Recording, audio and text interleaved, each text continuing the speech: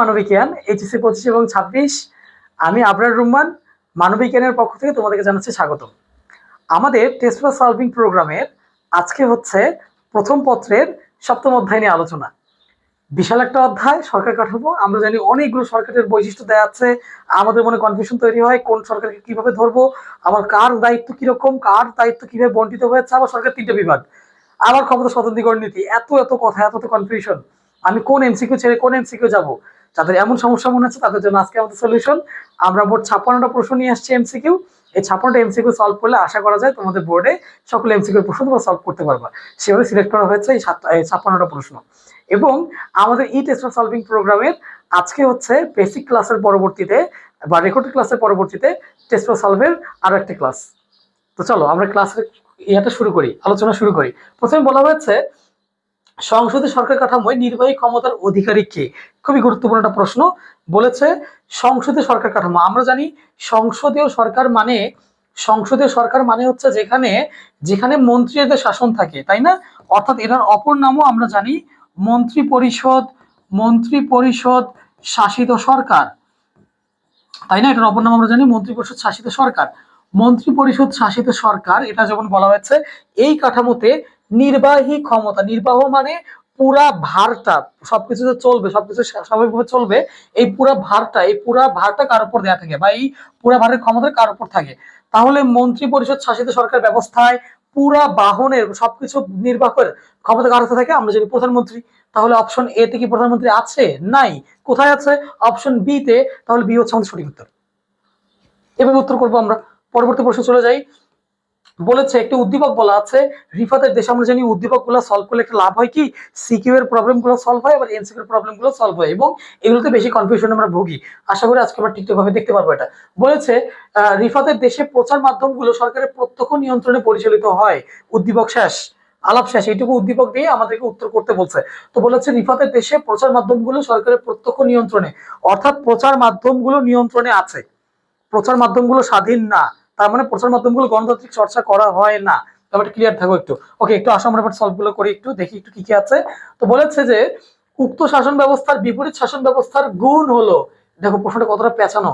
এক তো বলেছে প্রচার মাধ্যমগুলো স্বাধীন নয়, অর্থাৎ সেখানে একনায়কতান্ত্রিক শাসন থাকার সম্ভাবনা আছে, একনায়কতান্ত্রিক কিংবা রাষ্ট্রপতি শাসিত এই ধরনের শাসন ব্যবস্থা থাকার সম্ভাবনা আছে, কিংবা হচ্ছে যে স্বৈরতান্ত্রিক এই ধরনের শাসন ব্যবস্থা থাকার সম্ভাবনা আছে। তার বিপরীত মানে গণতান্ত্রিক, তাই না? সেবার বলেছে যে উক্ত শাসন ব্যবস্থার বিপরীত শাসন ব্যবস্থার গুণগুলা কি, অর্থাৎ গণতন্ত্রের গুণ কি? সোজা ভাষায় যদি বলি, এত পেছানোর পর যেটা বোঝা যাচ্ছে যে সোজা ভাষায় যদি বলি যে গণতন্ত্রের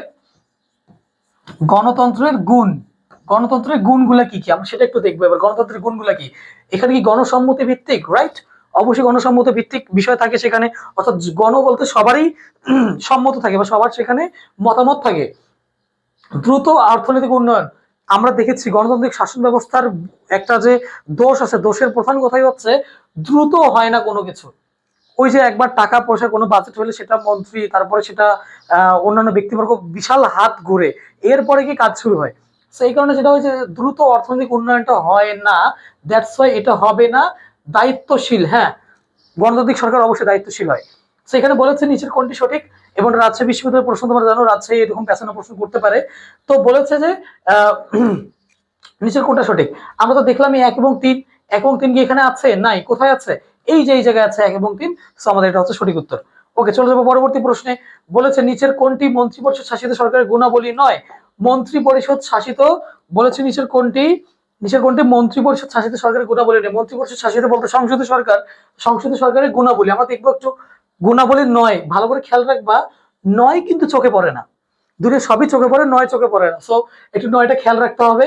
এমনিতে তাড়াহুড়ে থাকো, বাট নয়টা দেখবে একটু। তো বলেছে মন্ত্রী পরিষদের কি নয়? গুণ নয়, তার মানে মন্ত্রী পরিষদের দোষ। মন্ত্রী পরিষদ দোষ আমরা একটুকে দেখে আসলাম, কি যেন দেখে আসলাম? দ্রুত সিদ্ধান্ত নিতে পারে না। এই যে এটা সেখানে দেওয়া আছে, না দ্রুত সিদ্ধান্ত গ্রহণের উপযোগী তারা নয়। ওকে, এরপরে যাই আমরা পরবর্তী প্রশ্নে। বলেছে যে কেন্দ্র এবং প্রদেশের মধ্যে সংবিধানের মাধ্যমে ক্ষমতা বন্টনের ভিত্তিতে যে সরকার গঠিত হয়। আচ্ছা, কেন্দ্র এবং প্রদেশ, আমরা জানি যে কেন্দ্র এবং প্রদেশের মধ্যে যখন ক্ষমতাটা বন্টন করা হয় তখন সেই ধরনের সরকার ব্যবস্থাকে বলা হয় হচ্ছে যুক্তরাষ্ট্র সরকার ব্যবস্থা, তাই না?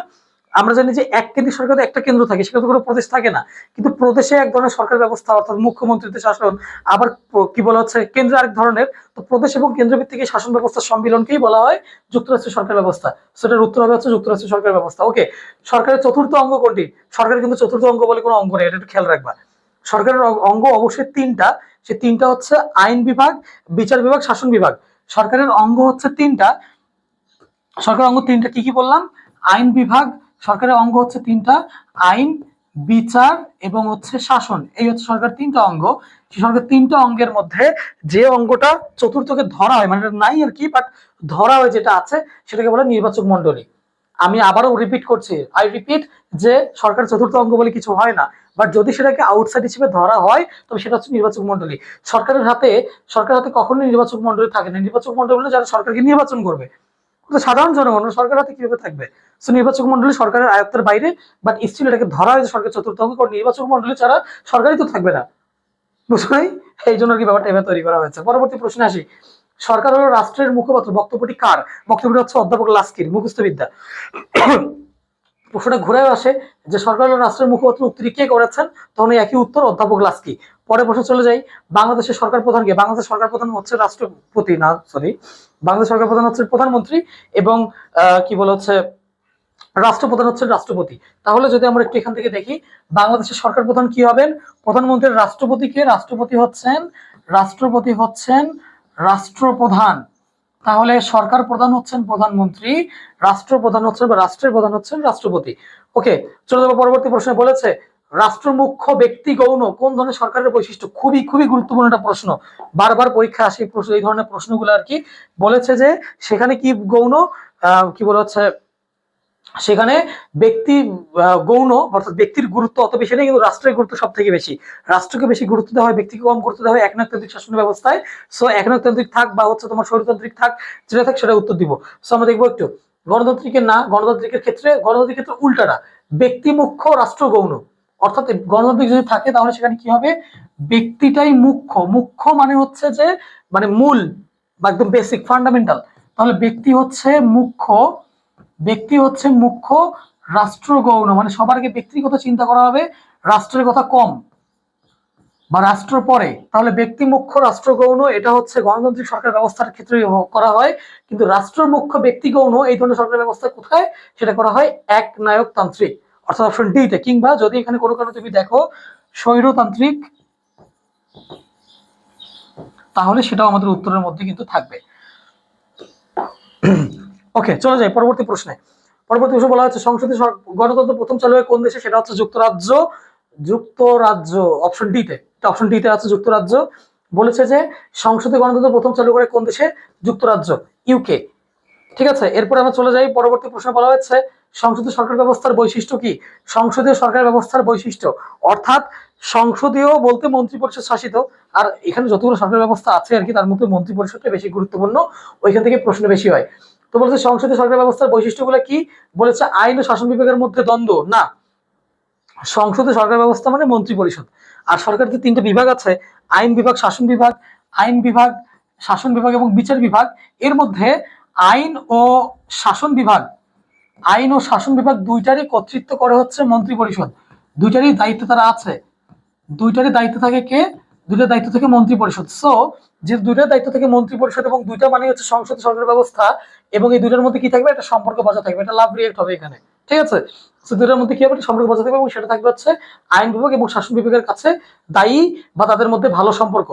আইন বিভাগ, শাসন বিভাগ কার কাছে দায়ী থাকবে? আইন বিভাগের কাছে দায়ী থাকবে। ব্যাপারটা কিভাবে থাকবে একটু বলে রাখি, যে ধরে নাও যে কেউ যদি শাসন করতেছে, অর্থাৎ এই যে এই আইন বিভাগ যে আইন দিবে সেটাকে তো প্রবর্তন করে শাসন করা হবে বা গ্রেফতার করা হবে, তাই না? কেউ যদি ভুয়া কারণে গ্রেফতার হয়, হলে তখন কি সংসদে কি জবাবদিহি করতে হবে না? আমাদের আইন বিভাগটাই তো সংসদ, নাকি? সংসদকে জবাবদিহি করা লাগবে। তো শাসন বিভাগ কার কাছে দায়ী থাকবে? আইন বিভাগের কাছে দায়ী থাকবে। কোন ধরনের সরকার ব্যবস্থায়? সংসদীয় সরকার ব্যবস্থায়। কেন? কারণ ওদের মধ্যে সম্পর্ক আছে। ওই যে আইন বিভাগ এবং শাসন বিভাগের মন্ত্রী পরিষদরা তাদেরকে চালায়, বা মন্ত্রী পরিষদ তাদের দুইটারই সদস্য, এইগুলো তাদের মধ্যে ভালো সম্পর্ক থাকবে, এবং একজন আরেকজনের কাজের জন্য তাদের কাছে দায়ী থাকবে। আশা করি 10 নম্বরটা বোঝা গেছে। পরে আসি, একটা ছক দেওয়া আছে, আধুনিক সরকার, সেখানে গণতন্ত্র, স্বৈরতন্ত্র। গণতন্ত্র দুটো রূপ দেখিয়েছে, একটা হচ্ছে প্রজাতন্ত্র আর একটা কি? একটা হচ্ছে প্রজাতন্ত্র গণতন্ত্র, আর একটা কি সেটা হচ্ছে নিয়মতান্ত্রিক রাজতন্ত্র। আমরা একটু পরে সেটা দেখতে পাবো।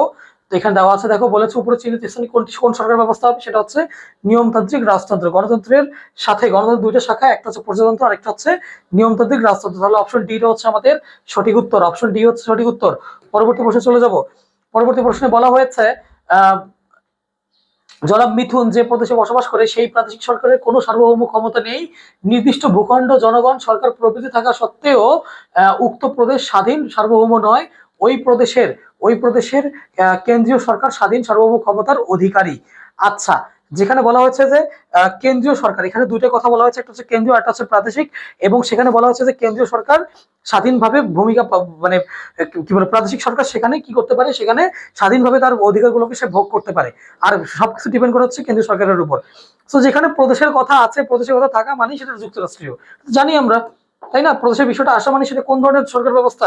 প্রদেশ সরকার আসা মানে সেটা হচ্ছে আমাদের কি বলে যুক্তরাষ্ট্রের সরকার ব্যবস্থা। আসি একটু, আমরা লেখা আছে এখানে এই যে যুক্তরাষ্ট্রীয়। প্রদেশের কথা, যখন প্রাদেশিক সরকারের কোনো কথা বলা হচ্ছে সাথে সাথে আমরা বুঝবো কি সেটা যুক্তরাষ্ট্রীয় সরকার ব্যবস্থা। পরবর্তী প্রশ্নে চলে যাবো আমরা। পরবর্তী প্রশ্নে বলা হয়েছে এরিস্টটলের মতে সবচেয়ে উত্তম সরকার কোনটি? এরিস্টটলের মতে সব থেকে উত্তম সরকার হচ্ছে পলিটি। এটা কিন্তু পলিটি না আবার, হ্যাঁ পলিটি মনে করো না, এটা হচ্ছে পলিটি। ঠিক আছে, এখন কথা হচ্ছে পলিটি সরকার কিরকম। পলিটি সরকারকে বলা হয়, একটু খেয়াল রাখবা, এটা একটু ব্যাখ্যা দিয়ে দিই। পলিটি সরকারকে বলা হয় হচ্ছে মধ্যমপন্থী। অর্থাৎ পলিটি সরকারটা কিরকম হয়, সেটা হচ্ছে মধ্যমপন্থী সরকার, হচ্ছে অর্থাৎ সেটা না বড়লোক, না বড়লোক। পলিটি সরকার কিরকম, না বড়লোক না গরিব, অর্থাৎ মধ্যবিত্ত বা মাঝামাঝি। না বড়লোক না গরিব, অর্থাৎ দুটার মধ্যে কি বোঝাচ্ছে জিনিসটা, বলা হচ্ছে যে মধ্যম বা হচ্ছে কি বলে তোমার মাঝামাঝি টাইপের যে সরকার ব্যবস্থাটা আছে আর কি। ঠিক আছে, মধ্যম বা মাঝামাঝি যেটা আছে এই ধরনের সরকার ব্যবস্থাকে বলে পলিটি সরকার। সো উত্তরটা হবে কিরকম, এর সবচেয়ে উত্তম সরকার কোনটি, এটা হচ্ছে পলিটি সরকার। চলে যাবো পরবর্তী প্রশ্নে বলা হয়েছে বর্তমানে বিশ্বের আয়তন এবং বিপুল জনসংখ্যা নিয়ে কোনটি গড়ে উঠেছে? আয়তন এবং বিপুল জনসংখ্যা নিয়ে গড়ে উঠেছে হচ্ছে জাতিরাষ্ট্র। তাহলে বিপুল কি বলে বিপুল বা বিশাল আয়তন এবং বিপুল জনসংখ্যা নিয়ে গঠিত হয়েছে কোনটা? জাতিরাষ্ট্র। এগুলোই আগে ছিল হচ্ছে তোমার নগররাষ্ট্র। নগর বলতে নগর কেন্দ্রিক ছিল, এখন জাতি কেন্দ্রিক হয়ে গেছে। যেমন বাংলাদেশি, ইন্ডিয়ান, তারপর হচ্ছে পাকিস্তানি, এখন সেগুলো জাতি কেন্দ্রিক হয়ে গেছে একটা করে। ওকে, পরবর্তী প্রশ্নে চলে যাবো আমরা। কোনটি সরকারের অঙ্গ নয়? সরকারের অঙ্গ নয়, আমি একটু আগে কিন্তু বলে আসছি, কিন্তু সরকারের অঙ্গ কখনোই নির্বাচক মন্ডলী নয়। যদি ধরা হয় তো চতুর্থ অঙ্গ হিসেবে নির্বাচক মন্ডলীকে ধরা হবে। সরকারের অঙ্গ নয় কিন্তু হচ্ছে নির্বাচক মন্ডলী। আইনসভা, শাসন বিভাগ, বিচার বিভাগ সবগুলোই সরকারের অঙ্গ, একটাই নয়, সেটা হচ্ছে নির্বাচক মন্ডলী। ওকে, এরপরে বলা হচ্ছে যে একনায়কতান্ত্রিক সরকারে কি থাকে? একনায়কতান্ত্রিক সরকারে জনমত গঠনের স্বাধীন মাধ্যম থাকে। হ্যাঁ, কথা সঠিক। একনায়কতান্ত্রিক সরকারে কি জনমত গঠনের স্বাধীন মাধ্যম থাকে? আমরা একটু দেখবো একটু বিষয়টা, যে এখানে যেটা বলা হয়েছে যে একনায়কতান্ত্রিক মানে একজন নেতা, একজনের দেশ, একজনের শাসন, তাই না? আমরা এটা জানি একনায়কতান্ত্রিক। তো সেখানে কি কোন রকম জনমত গঠন, জনমতে তো কোনো অপশনই নেই, জনগণের তো কোনো মতামতই নেওয়া হবে না সেখানে, তাই না? জনগণের মতামত নিয়ে সেটা গণতান্ত্রিক হয়ে গেল না? তার মানে জনগণের কোনো মতামত নেওয়া হবে না, এবং তার জন্য স্বাধীন মাধ্যম তো পরের কথা। জনগণের মতামত নিয়ে পুরো স্বাধীন মাধ্যম তো পরের কথা। তার মানে এখানে অপশন একটা হচ্ছে ভুল। তারপরে বলেছে একাধিক রাজনৈতিক দল থাকে না। কথা সঠিক। একনায়কতান্ত্রিক সরকারের ব্যবস্থায় একাধিক রাজনৈতিক দল থাকে না। রাষ্ট্র এবং সরকারের পার্থক্য থাকে না। হ্যাঁ, ওরা ওই যে বলেছিলাম একটু আগে দেখা আসলাম যে রাষ্ট্র হচ্ছে মুখ্য, ব্যক্তি হচ্ছে গৌণ, তাই না? তাহলে সেখানে কি থাকবে, রাষ্ট্র এবং সরকারের মধ্যে কোনো রকম কোনো পার্থক্য নাই। তাহলে উত্তর 2 এবং 3 হচ্ছে আমাদের সঠিক। আমরা দেখবো যশোর বোর্ডের প্রশ্ন এটা, 1 এবং 2 না, 2 এবং 3, এই যে বি নাম্বার অপশনটা হচ্ছে আমার সঠিক। তাহলে আমি অপশন বি কে সঠিক হিসেবে ধরে নিব। পরবর্তী প্রশ্নে যাব আমরা। বলা হচ্ছে কোন সরকার ব্যবস্থা রাজনৈতিক দল সরকারের সমালোচনা করতে পারে? তো বলেছে কোন ধরনের সরকার ব্যবস্থায় রাজনৈতিক দল সরকারের সমালোচনা করতে পারে, অর্থাৎ সরকারের সমালোচনা করা যাবে কোন ধরনের সরকার ব্যবস্থায়, সেটা হচ্ছে গণতান্ত্রিক। কোন ধরনের সরকার ব্যবস্থায়? সেটা হচ্ছে গণতান্ত্রিক সরকার ব্যবস্থায় কি করা যাবে, রাজনৈতিক দলের সমালোচনা করা যাবে। অপশন বি হচ্ছে সঠিক উত্তর। পরবর্তী প্রশ্নে চলে যাবো আমরা। পরবর্তী প্রশ্নে কোন দেশের বিরোধী দলকে রাজা এবং রানীর বিরোধী দল বলা হয়? অর্থাৎ কোন দেশের বিরোধী দলকে রাজা এবং রানীর বিরোধী দল বলা হয়? রাজা এবং রানীর বিরোধী দল, অর্থাৎ যেখানে কিনা নিয়মতান্ত্রিক রাজতন্ত্র চালু আছে, অর্থাৎ যুক্তরাজ্য, যেখানে নিয়মতান্ত্রিক রাজতন্ত্র আছে, যাদের কিনা কোনো ক্ষমতা নাই রাজা রানীর, বাট তারা আছে, এক্সিস্ট করে, কিন্তু তাদের বিরোধী দলকে কি বলা হচ্ছে, রাজা রানীর বিরোধী বলা হচ্ছে। এটা কোন দেশে? একমাত্র হচ্ছে যুক্তরাজ্য বা হচ্ছে ব্রিটেন, যেটাই থাক না কেন উত্তর হবে যুক্তরাজ্য, কিংবা আমরা বলবো কি ব্রিটেন। এখানে অপশন সি তে আছে ব্রিটেন। যদি এখানে ব্রিটেন না থেকে যুক্তরাজ্য থাকতো, উত্তরটা আমরা সেটাও দিতাম, সেটাও সঠিক হতো। কিংবা যদি ইউকে থাকতো, সেটাও সঠিক উত্তর। দ্বিদলীয় রাজনৈতিক ব্যবস্থা বিদ্যমান কোন দেশে? একমাত্র হচ্ছে যুক্তরাজ্য। দ্বিদলীয় রাজনৈতিক, সরি একমাত্র না, অবশ্যই রাজনৈতিক দলের যে ইয়াগুলো আছে, দ্বিদলীয় সরকার ব্যবস্থা আছে, অর্থাৎ দুইটা দলের রাজনীতি আছে, সেই দুইটা দলের রাজনীতির মধ্যে আদর্শ উদাহরণ হচ্ছে যুক্তরাজ্য। তাহলে অপশন ডিটা হচ্ছে আমাদের কারেক্ট আনসার। এরপরে চলে যাবো আমরা, বলা হচ্ছে একটা উদ্দীপক, মিস্টার কিমের দেশে একটি মাত্র রাজনৈতিক দল আছে, সে দলের একজন নেতাই সরকার প্রধান, তার ইচ্ছা অনুযায়ী সবকিছু পরিচালিত হয়। আচ্ছা, একজন দল, একটা দেশ, একটা দল এবং একটা রাজনৈতিক ব্যক্তি অর্থাৎ প্রধান, তাকে কি বলা হয়? তাকে বলা হয় আমরা জানি সমাজতন্ত্র, নাকি ফালতু আলাপ, সেটাকে বলা হয় একনায়কতন্ত্র। দেখো এখানে দেওয়া আছে একনায়কতন্ত্র। ওকে, পরবর্তী প্রশ্নে চলে যাব। কেন্দ্র এবং প্রদেশের মধ্যে ক্ষমতা বন্টন করা হয় না কোন সরকার ব্যবস্থায়? হয় না কিন্তু বলেছে। কেন্দ্র এবং প্রদেশের মধ্যে কেন্দ্র এবং প্রদেশের মধ্যে কেন্দ্র এবং প্রদেশের মধ্যে ক্ষমতা বন্টন করা হয় না কোন সরকার ব্যবস্থা? অর্থাৎ কেন্দ্র এবং প্রদেশকে আলাদা আলাদাভাবে সরকারের কি করা হবে না? ক্ষমতা বন্টন করা হবে না। কোথায় হবে না বলো তো দেখি? সেটা করা হবে না হচ্ছে কেন্দ্রীয় সরকারের ক্ষেত্রে। এই উত্তরটা কি হবে আমাদের? কেন্দ্রীয় সরকার। কেন্দ্র এবং প্রদেশের মধ্যে ক্ষমতা বন্টন হবে না। তো এখানে কি আছে কেন্দ্রীয় সরকার? এই যে এককেন্দ্রিক আছে, এককেন্দ্রিক হচ্ছে সঠিক উত্তর। কেন্দ্রীয় সরকার কিংবা এককেন্দ্রিক সরকার, এটা হচ্ছে আমাদের সঠিক উত্তর। যেখানে কেন্দ্র এবং প্রদেশের, প্রদেশ থাকা মানে তো সেটা যুক্তরাষ্ট্রীয়, তাই না? তো সেখানে যদি ক্ষমতা বন্টন না করে তো সেটা কি হবে? এককেন্দ্রিক সরকার হবে। ওকে, তাহলে আমরা এটা উত্তর জানলাম। পরবর্তী প্রশ্ন চলে যাবো আমরা। একটা উদ্দীপক দেওয়া হচ্ছে যে আইন ও শাসন বিভাগের সুসম্পর্ক কি কি বলা হচ্ছে একটু একটু করে দেখি আমরা। বলা হয়েছে যে আইন ও শাসন বিভাগের মধ্যে মন্ত্রীদের সুসম্পর্ক, মন্ত্রীদের দ্বৈত দায়িত্ব বা দুই ধরনের দায়িত্ব, আইনসভার প্রাধান্য, মন্ত্রীদের দ্বৈত দায়িত্ব, আইন এবং শাসন বিভাগের মধ্যে সুসম্পর্ক। এরপর ওয়াই বলা হচ্ছে ক্ষমতা স্বতন্ত্রীকরণের সুফল ভোগ, দক্ষ এবং যোগ্য ব্যক্তি শাসন, আইনসভার প্রভাব মুক্ত, অর্থাৎ আইনসভা তাদেরকে নিয়ন্ত্রণ করবে না, দক্ষ এবং যোগ্য ব্যক্তি শাসন হবে, সুফল ভোগ করা যাবে কার? ক্ষমতা স্বতন্ত্রীকরণের। আর এখানে বলেছে আইন এবং শাসন বিভাগের মধ্যে সুসম্পর্ক থাকবে, মন্ত্রীদের দ্বৈত দায়িত্ব থাকবে, দুই ধরনের দায়িত্ব থাকবে, আইনসভার প্রাধান্য সেখানে থাকবে। ওকে, বলেছে ওয়াই কোন ধরনের সরকার ব্যবস্থাকে নির্দেশ করেছে? এখানে অপশনে আছে, আমরা দেখতে পাচ্ছি দেওয়া আছে সংসদীয়, যুক্তরাষ্ট্রীয়, রাষ্ট্রপতি শাসিত, শেষে দেওয়া আছে এককেন্দ্রিক। ওকে, আমরা একটু ছোট করে নিই। ওকে, এককেন্দ্রিক আছে ডি নাম্বার, মনে রাখবা। তো বলেছে যে ওয়াই এর মধ্যে বলেছে ক্ষমতা স্বতন্ত্রীকরণের সুফল ভোগ করার ব্যাপারটা এখানে বলেছে, দক্ষ এবং যোগ্য ব্যক্তি শাসন বলেছে, এবং আইনসভার প্রভাব মুক্ত। আচ্ছা, শেষের জিনিসটা যেটা দেওয়া আছে, শেষের জিনিসটা একটু আমরা তাকাবো একটু। এখানে বলা হচ্ছে আইনসভার প্রভাব মুক্ত।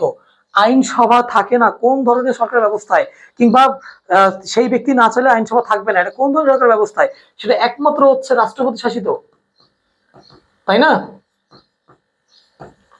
সো আমার বাকি অপশনগুলোর দিকে দেখানোর দরকার আছে? আমার কোনো দরকার নাই। অর্থাৎ আইনসভার প্রভাব মুক্ত থাকবে হচ্ছে রাষ্ট্রপতি শাসিত সরকার ব্যবস্থা, এবং ওয়াই কলামে কোন সরকার ব্যবস্থাকে নির্দেশ করা হয়েছে? অবশ্যই রাষ্ট্রপতি শাসিত, অপশন সি নাম্বারে। বুঝছো না? পরের প্রশ্নে যাই। পরের প্রশ্নে বলা হয়েছে নাগরিক জীবন নিরাপত্তা বিধানের জন্য কোন আইনের প্রয়োজন? নাগরিক জীবনে নিরাপত্তা বিধান, অর্থাৎ যে চুরি চাচর, তারপর হচ্ছে তোমার খুন ছিনতাই রাহাজানি, এইসবের জন্য কোন আইন? এইসবের জন্য বলা হচ্ছে ফৌজদারি আইন। মনে রাখবো, ফৌজদারি আইন। ঠিক আছে, এটাকে বলা ফৌজদারি আইন। ওকে, পরবর্তী প্রশ্ন চলে যাবো আমরা। নিচের উদ্দীপকের আলোকে একটা প্রশ্ন উত্তর আছে। উদ্দীপকে এখানে বলা হয়েছে কি একটু দেখি আমরা একটু উদ্দীপকটা। সেখানে বলা হয়েছে যে নিয়মতান্ত্রিক রাষ্ট্রপ্রধান, এখানে একটা কথা বলা হয়েছে, নিয়মতান্ত্রিক নিয়মতান্ত্রিক রাষ্ট্রপ্রধানের কথা বলা হয়েছে, আইনসভার প্রাধান্য থাকবে, দলীয় শাসন থাকবে, দলীয় শাসন, আইনসভা, তারপর হচ্ছে নিয়মতান্ত্রিক রাষ্ট্রপ্রধান, অর্থাৎ রাষ্ট্রপ্রধানকে কি বলা হয়? রাষ্ট্রপতি। অর্থাৎ নিয়মতান্ত্রিক একজন রাষ্ট্রপতি থাকবেন, তার কোনো ক্ষমতা থাকবে না, এবং আইনসভার প্রাধান্য থাকবে। আইনসভা মানে হচ্ছে তোমার সংসদের প্রাধান্য থাকবে, মানে মন্ত্রীদের প্রাধান্য থাকবে, এবং দলীয় শাসন হবে। সেখানে একটা বা একাধিক দল থাকবে, সেখানে ওই যে দল ক্ষমতা যাবে ওই দলই শাসন করবে। এই জন্য সরকার ব্যবস্থাকে কি বলা হয়? সংসদীয় কিংবা হচ্ছে মন্ত্রী পরিষদ শাসিত। আমরা দেখবো একটু কোথায় আছে এটা, তাই না?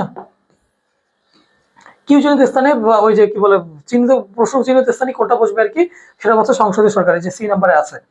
সি নাম্বারে ওই তোমার সংসদীয় সরকার হোক বা তোমার হচ্ছে কি নাম ওটার, মন্ত্রী পরিষদ শাসিত সরকার ব্যবস্থা হোক, একই কথা। অধ্যাপক হল্যান্ডের মতে আইনের উৎস কয়টি? 6টি। এটা মনে রাখবো, অধ্যাপক হল্যান্ডের মতে আইনের উৎস 6টি, রেগুলার পরীক্ষা আসে।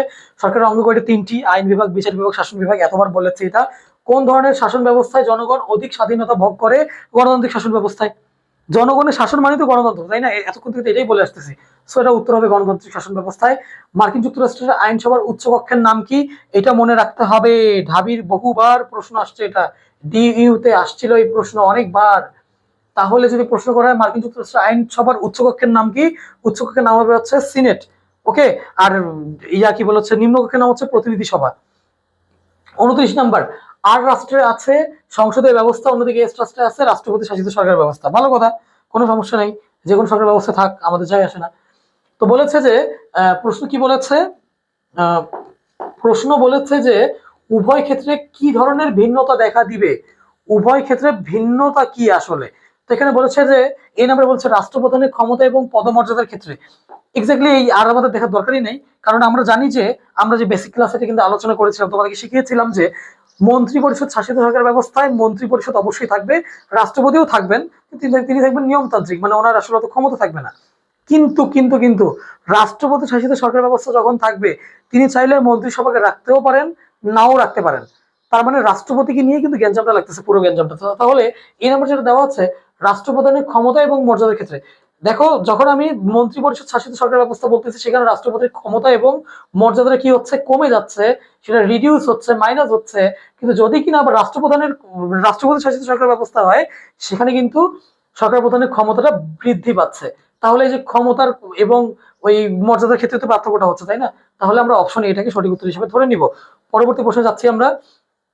একটা উদ্দীপক দেওয়া আছে যে কি বলেছে, আইনসভার প্রাধান্য নিয়মতান্ত্রিক রাষ্ট্রপ্রধান, মন্ত্রীগণ আইনসভার সদস্য। আমরা আরেকটু ভালো করে দেখবো একটু এটাকে।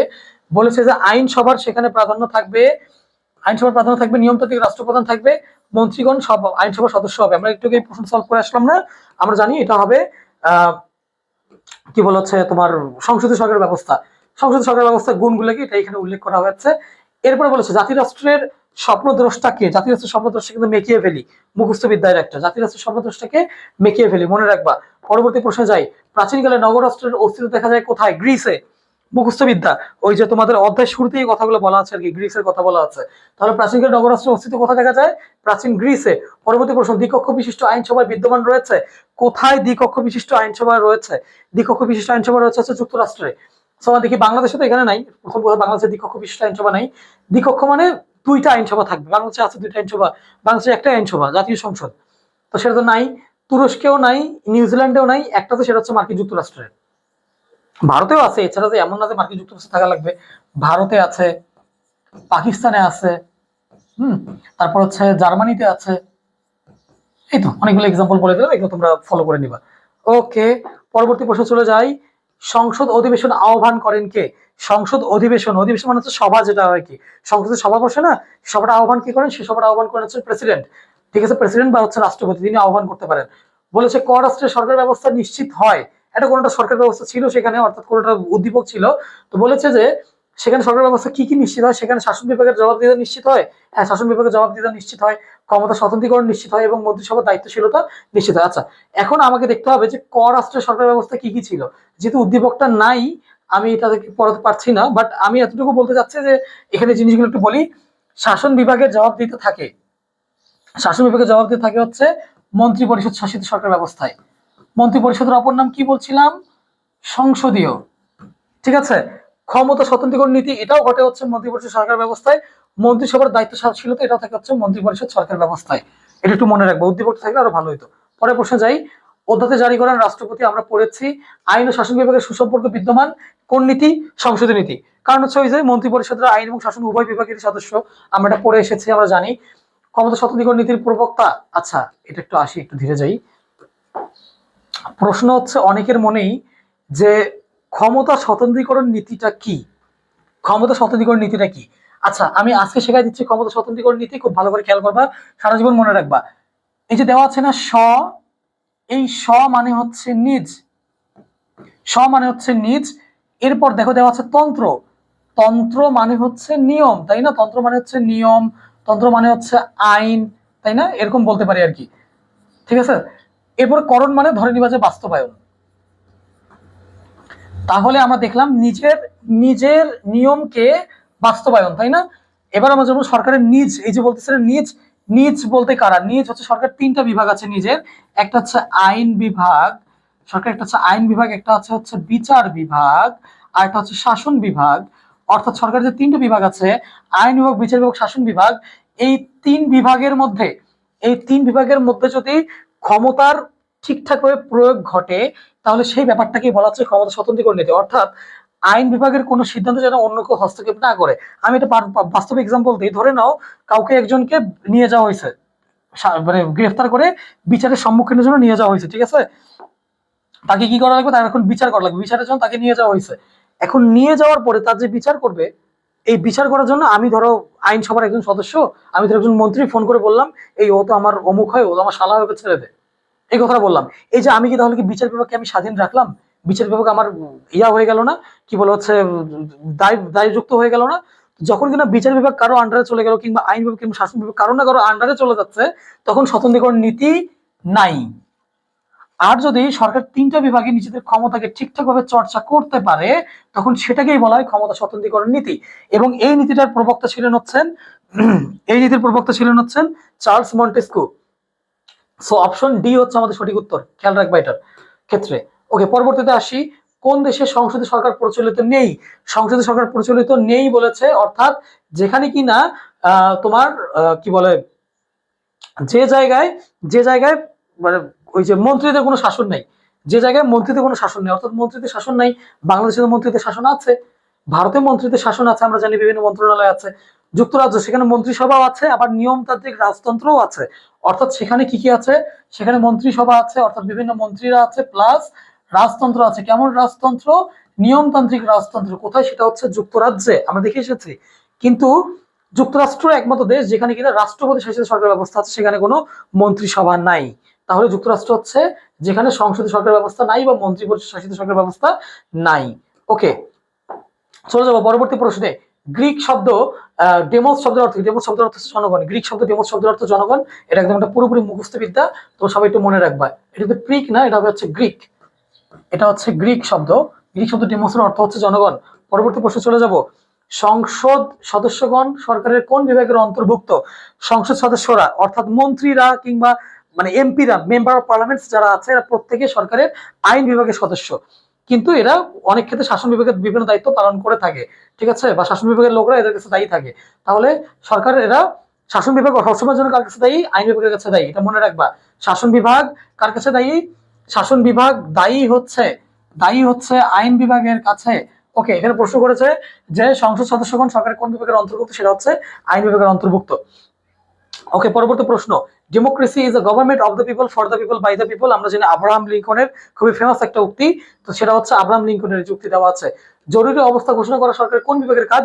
শাসন বিভাগের কাজ। অবশ্যই শাসন বিভাগের মধ্যে বিশেষ করে রাষ্ট্রপতি, তিনি জরুরি অবস্থা ঘোষণা করতে পারেন, সেটা হচ্ছে সংসদের শাসন বিভাগের কাজ। মোটেও কিন্তু আইন বিভাগের কাজ না, ভুলেও দিবা না আইন বিভাগের কাজ কিংবা সামরিক বাহিনীরও কাজ না, এটা এটা শাসন বিভাগের কাজ। সংসদে সরকারের ক্ষেত্রে সরকার প্রধান কে থাকেন? সংসদে বলতে মন্ত্রী পরিষদ শাসিত সরকার ব্যবস্থা প্রধানকে, প্রধানমন্ত্রী ডেফিনেটলি, এবং রাষ্ট্রপতি থাকে তো নিয়মতান্ত্রিক। উত্তম সরকারের বৈশিষ্ট্য কোনটি? অবশ্যই উত্তম সরকারের ক্ষেত্রে আইনের শাসন থাকবেই থাকবে। উত্তম সরকার মানে আইনের শাসন, এটা মনে রাখবা খালি। উত্তম সরকার মানে কি বললাম? বলো, উত্তম সরকার মানে কি? উত্তম সরকার মানেই হচ্ছে আইনের শাসন। উত্তম সরকার মানেই কি? আইনের শাসনটা বারবার মনে রাখবো, পরীক্ষা আসে খুব। বিচার বিভাগের স্বাধীনতা বলতে কি বোঝা হয়? বিচার বিভাগের স্বাধীনতা বলতে কি হয়? বিচার বিভাগের নিরপেক্ষতা, অর্থাৎ বিচার বিভাগে যে বিচারকরা আছেন, বিচারকদেরকে একজন ডিস্টার্ব না করে, এটাই হচ্ছে বিচার বিভাগের স্বাধীনতা। সো খেয়াল রাখবো, অপশন এটা হচ্ছে আমাদের সঠিক উত্তর। পরবর্তী প্রশ্নে চলে যাবো আমরা। পরবর্তী প্রশ্নে বলা হচ্ছে সরকারের যে বিভাগ আইন বিভাগ প্রণীত আইনকে বাস্তবায়ন করে, অর্থাৎ আইনটা তো প্রণয়ন করবে আইন বিভাগ, সংসদ, এটাকে বাস্তব রূপ দিবে কে? বাস্তব রূপ কে দিবে? শাসন বিভাগ। অর্থাৎ এই যে আইন বিভাগ প্রণীত আইনগুলোকে বাস্তব রূপ দিবে হচ্ছে শাসন বিভাগ। পরবর্তী প্রশ্নে চলে যাব। ক্ষমতা স্বতন্ত্রীকরণ নীতি মূলত কি করে? সরকারের যে দ্বৈচারিতা বা হচ্ছে সরকারের যে এই যে ধরো তিনি আছেন এক বিভাগে কিন্তু তিনি ফোন দিয়ে আবার প্রভাব দেখাবেন আরেক বিভাগে, এইটা যেন না হয়। অর্থাৎ দ্বিচারিতা বা দ্বৈচারিতা যেটা খবর আছে, এটা যেন না হয়। অর্থাৎ ক্ষমতা স্বতন্ত্র নীতির মূলত কি কাজ করবে? সেটা সরকারের দ্বিচারিতা রোধ করবে। তারপর হচ্ছে পরবর্তী প্রশ্ন চলে যাবো। লেখা আছে আধুনিক কালে আইনের প্রধান উৎস কোনটি? আইনের প্রাচীন উৎস মনে রাখবা যে আইনের প্রাচীন উৎস, একদম আইনের প্রাচীন উৎসটা কি আমরা জানি বলতো? আইনের প্রাচীন উৎস হচ্ছে প্রথা, সব থেকে প্রাচীন উৎস। কিন্তু যদি বলে আধুনিক কালে, তখন সেটা হবে কিন্তু আইন পরিষদ কিংবা আইন বিভাগ কিংবা হচ্ছে জাতীয় সংসদ, এটাকে বলবো হচ্ছে সরকারের তোমার আইনের প্রধান উৎস। ওকে, এরপরে আসি। আদনান ক রাষ্ট্রে বেড়াতে গিয়ে জানতে পারে বর্তমানে যিনি শাসন ব্যবস্থায় আছেন তার পিতা এবং মাতা সহ ওই রাষ্ট্রের শাসক ছিলেন। অর্থাৎ এটা দেখার দরকারই হয় না করাষ্ট্রে কোন ধরনের শাসন ব্যবস্থা বিদ্যমান, অর্থাৎ মানে যার মানে ওই রাষ্ট্রের শাসন ব্যবস্থার সাথে জড়িত ছিলেন বা প্রধানমন্ত্রী বা কোনো একটা দায়িত্বে ছিলেন তারই সন্তান। তাহলে এই যে বংশানুক্রমিক শাসন কোথায় থাকে? রাজতন্ত্রে থাকে। যেখানে রাজতন্ত্র আছে ওইটা উত্তর। এই যে প্রথমে দেওয়া আছে নিয়মতান্ত্রিক রাজতন্ত্র, আমার সেটাই উত্তর হয়ে যাবে, দেখার দরকারই নেই আর। অর্থাৎ যেখানে বাপমার শাসন ব্যবস্থার পরে আবার তারই সন্তান সেটা ভোগ করে, সেটাকে বলা হয় নিয়মতান্ত্রিক রাজতন্ত্র। ওকে, পরবর্তী প্রশ্নে চলে যাই আমরা। লেখা আছে যে পররাষ্ট্রের শাসন বিভাগ আইন বিভাগের আইনসভার নিকট জবাবদিহি করে। এটি কেন্দ্র থেকে সমগ্র দেশ পরিচালিত হয় এবং রাষ্ট্রপ্রধান পরোক্ষভাবে জনগণের ভোটে নির্বাচিত হন। এদিক থেকে খরাষ্ট্রের সাথে খানিকটা কি আছে পার্থক্য দেখা যায় খরাষ্ট্রের কেন্দ্র এবং প্রদেশের মধ্যে। আচ্ছা, সিম্পল কথা হচ্ছে করাষ্ট্রে হচ্ছে একটা জিনিস দেখা গেল যে সেখানে কেন্দ্র এবং প্রদেশের ব্যাপারটা নাই। সেখানে শুধুমাত্র সেখানে একটা প্রদেশের কথা বলো কি বলে একটাই কি বলে যে কেন্দ্র, সেখানে শাসন ব্যবস্থা পরিচালিত হয়। আর খরাষ্ট্রে কেন্দ্র এবং প্রদেশ দুইটাই আছে। সো বোঝা যাচ্ছে, বলছে খরাষ্ট্রে বিদ্যমান সরকার ব্যবস্থা হলো সংসদীয়, এককেন্দ্রিক, প্রজাতান্ত্রিক। এখন বলেছি কি পররাষ্ট্রের সরকার ব্যবস্থা হলো কি সংসদীয়, এককেন্দ্রিক, প্রজাতান্ত্রিক। এখন আমরা একটা জিনিস দেখবো যেখানে কিনা তোমার কোন রকম কোনো প্রদেশ নাই, প্রদেশ না থাকা মানে সেটা হচ্ছে এককেন্দ্রিক, তাই তো? প্রদেশ না থাকা মানে এককেন্দ্রিক, এবং এককেন্দ্রিক সরকার ব্যবস্থা সেখানেই যেহেতু মন্ত্রী পরিষদের কথা বলছে তার মানে সংসদীয়, তাহলে সংসদীয় কথাটা সঠিক এখানে আসবে। সংসদীয় সঠিক হবে, সংসদীয় সঠিক হবে, এককেন্দ্রিক হবে এবং প্রজাতান্ত্রিক হবে। সংসদীয় মানে সেটা প্রজাতান্ত্রিক হবে, তাই না? তাহলে উত্তর হবে 1, 2, 3। আমরা দেখবো কোথায় আছে 1, 2, 3। এই যে ডি নাম্বার আছে 1, 2, 3 আমাদের সঠিক উত্তর। কোন দেশে এককেন্দ্রিক সরকার ব্যবস্থা বিদ্যমান? কোথায় আছে? বাংলাদেশে। বাংলাদেশে এককেন্দ্রিক সরকার ব্যবস্থা আছে, তাই না? তো আমরা দেখতে পাচ্ছি যুক্তরাষ্ট্রে নাই, ভারতেও নাই, পাকিস্তানেও নাই, বাংলাদেশে এককেন্দ্রিক সরকার ব্যবস্থা আছে। সংসদীয় সরকার ব্যবস্থায় কোন পত্রে নিয়মতান্ত্রিক, অর্থাৎ কোন পত্র নিয়ম হিসেবে রাখতে হয় সংসদের ক্ষেত্রে? আমরা জানি সেটা রাষ্ট্রপতি শাসিত সরকার ব্যবস্থা। ভুল বললাম, মানে মন্ত্রী পরিষদ শাসিত, এবং সেখানে রাষ্ট্রপতি হয় আর কি তোমার পুতুল মাত্র। তাহলে অপশন বি হচ্ছে আমাদের সঠিক উত্তর। পরবর্তী প্রশ্ন বলেছে সরকারের কোন বিভাগ অধ্যাদেশ জারি করতে পারে? সরকারের শাসন বিভাগ অধ্যাদেশ জারি করতে পারে, আগে দেখে আসছি। তারপরে বলেছে যে সোহানার বাবা সরকারের একটি গুরুত্বপূর্ণ বিভাগ কর্মরত, নাগরিকদের অধিকার সংরক্ষণ এবং ব্যক্তি স্বাধীনতার রক্ষক হিসেবে তার বিভাগটি কাজ করে থাকে। গতদিন তার বাবা একজন নিরাপত্তা রক্ষীকে মুক্তিদান করেন। আচ্ছা, ওই যে মুক্তিদান কে করেন, বা ধরো ওই যে শাস্তি কমান বাড়ান, এগুলো দায়িত্ব কার? বিচার বিভাগের। তারপরে তিনি অবশ্যই একজন বিচার বিভাগের সদস্য, তার বাবা আর কি। সোহানার বাবা কোন সংস্থায় কর্মরত? বিচার বিভাগ। হয়ে গেল। আসো আমাদের শেষ প্রশ্নে বলেছে বাংলাদেশের সর্বোচ্চ আদালত কোনটি? বাংলাদেশের সর্বোচ্চ আদালত হচ্ছে সুপ্রিম কোর্ট।